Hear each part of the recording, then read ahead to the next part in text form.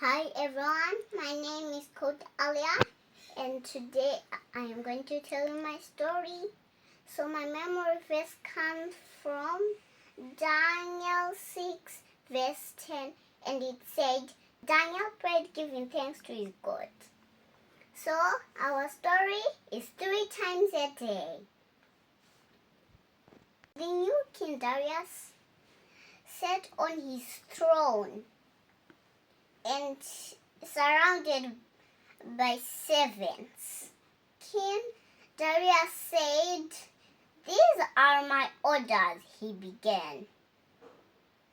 "I am going to divide my kingdom into 120 pieces. Each of them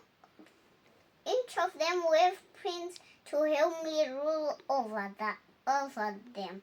3 men will be in charge of the whole kingdom.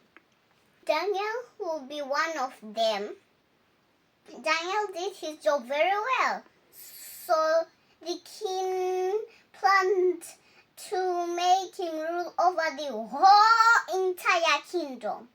And when others heard this, they became jealous. So the jealous men said, "We need to get Daniel in trouble.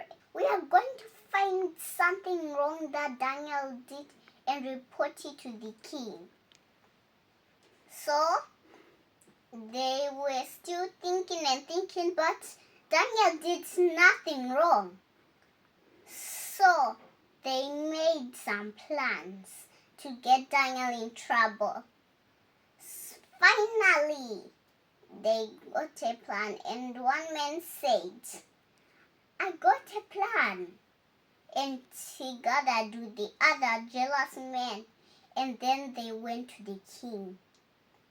When they got there, they said, "King Darius, live forever." So the men said, "Why don't you make a new law? For the next 30 days, people will worship you, no other gods but you," they said.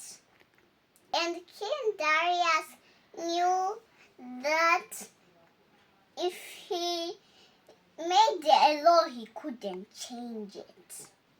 So he agreed, and the men were very happy. So when they were leaving the king, they were smiling. And one of the men said, "Now we can get Daniel in trouble." One man said. And then they saw Daniel again praying to his God. So they went to tell the king. And King Darius now knew that they were tricking the king. And they really wanted to get Daniel in trouble. He knew that you couldn't change the law, so Daniel needed to get into the lion's den. The king loved Daniel so much, but he could not change the law.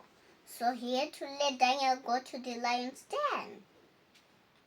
So when the guards were taking him away, he said to Daniel, "May the God whom you save you."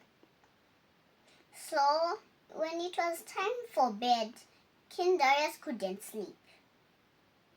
So the next morning, he went to the lion's den and shouted, "Daniel, has the God whom you saved you?" And then Daniel called back, "The God whom I saved me.